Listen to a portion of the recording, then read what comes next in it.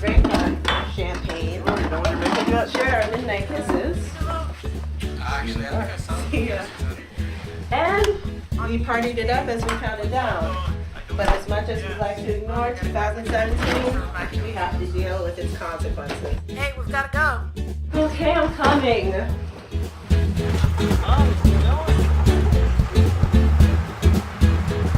And you probably heard last year about how Congress needs to overturn FCC's ruling. Yeah, I heard the FCC's ruling wasn't final. Doesn't Congress have to approve that? Oh yeah, I did hear about that. Let's talk about it.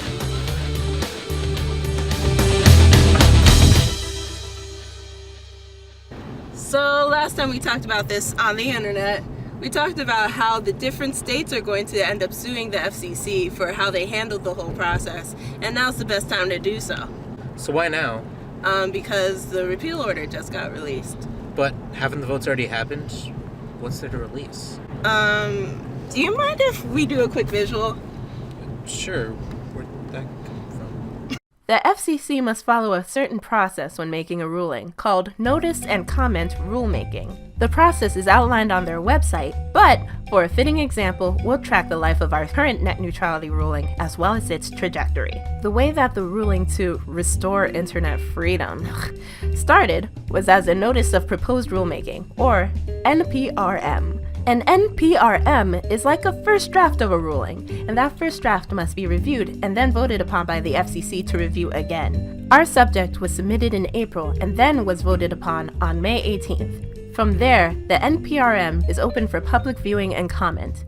You probably remember in May how John Oliver led many to the domain gofccyourself.com to leave comments about keeping net neutrality. This was part of the process. After the vote, the NPRM is published to the Federal Register, and a window of time is allotted for people to state their concerns or questions about the issue on the table. The ones that many individuals submitted through the FCC website would be considered comments. These are to get the general thoughts and feelings of the public on the subject matter. There are also ex parte presentations, which are informational arguments on the subject matter submitted to the decision makers to help better educate them on the NPRM's reach and implications. Both of these help inform the FCC on if they need to tweak the proposal or just start from scratch.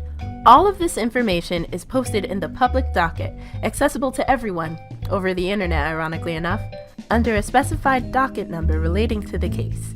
Any important scientific or social scientific information submitted must undergo peer review from professionals in that field that aren't connected to the information that was submitted to make sure that the information is legit. During this process, the proposal may be altered in response from the feedback received. However, if a change is made too out of left field and doesn't seem like a logical progression in the eyes of the people, the FCC would need to go back to square one and submit a new NPRM. This is called the logical outgrowth test. After all of this, the comment period closes and the FCC decides on whether to move forward with the proposition, issue something new or modified to go through that process again, or just throw it out. No matter what path is chosen, they must address the concerns put forward to them in justification of their decision. In our case, they went forward with the decision and moved the Restoring Internet Freedom proposal into law. So that's where we're at right now. What's left? We still have the steps that make the law effective, or actually working in society.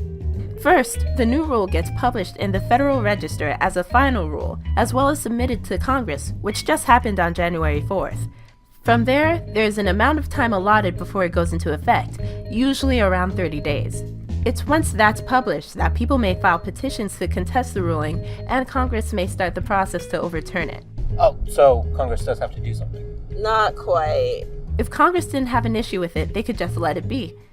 In the net neutrality vote of 2015, once the rule was submitted, Congress didn't need to do anything. So Congress would have to make an active decision to contest, and they would need to do so, at the very longest, 60 legislative days after they received the final rule. 60 days? Mm-hmm. That's not a very long time. No, it's not. So this is the time to get the ball rolling, and right now the ball is in Congress's court. So the latest info we have from Congress is a bill called the Open Internet Preservation Act, submitted by Tennessee Representative Marsha Blackburn. And in the bill, she outlines that ISPs are unable to throttle or block any legal content. So isn't that good? In theory, but it leaves a lot of holes. For instance, Even though ISPs won't be able to throttle or block sites, they can still charge for priority viewing. So like sorting fast and slow. Yeah, and it would reclassify the internet as an information provider instead of a common carrier, which means that the FCC will never be able to regulate it ever again. Wasn't that the goal in the first place? Yeah. So what's special about that? Well, it also means if somebody's wronged by an ISP, whether it's a person or a business, they wouldn't be able to sue the ISP. They couldn't do anything about it? No, nothing about it. It's also written that nobody would be able to add or alter the bills. So all these states making supplementary laws would go kaput. And the FCC would not be able to fix any of the holes in it. So what now? Congress votes to overturn the FCC ruling, and we get them to do so. Unlike the FCC, the officials in Congress are voted in by the people. They're supposed to be representatives of us and our interests, and 2018 is the year for midterm elections. A lot of these congressmen will be running for the same seats they hold right now, the autumn after when the vote for net neutrality should be taking place. So, of course, if they don't represent the wants of the people in their voting choices, we'll have no choice but to remove them. The website, votefornetneutrality.com, has set itself up to be an easy contact to your representatives to let them know where you stand through text. And once the vote for the CRA on net neutrality comes and goes, the bot will let you know where your representative stood on election day so you don't forget to make good on your promise. But you don't have to rely on the bot to contact your representative. That same website has a list of senators that you can narrow down and send tweets to.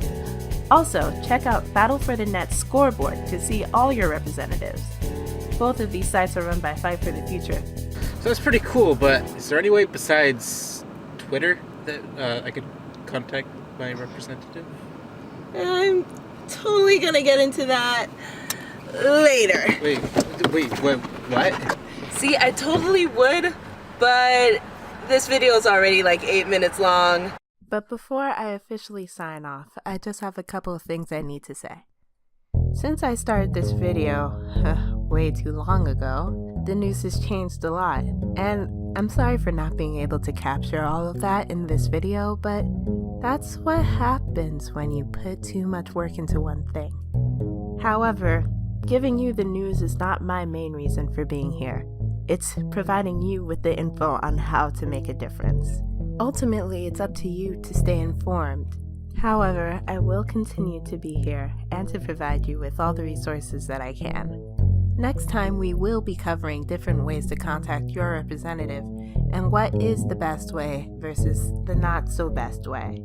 Remember, even when it doesn't seem like it, this is our country and we can make changes to it.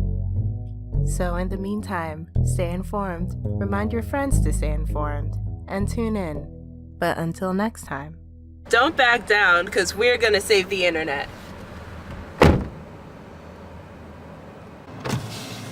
Bye, guys. Bye. Wait, where are you going?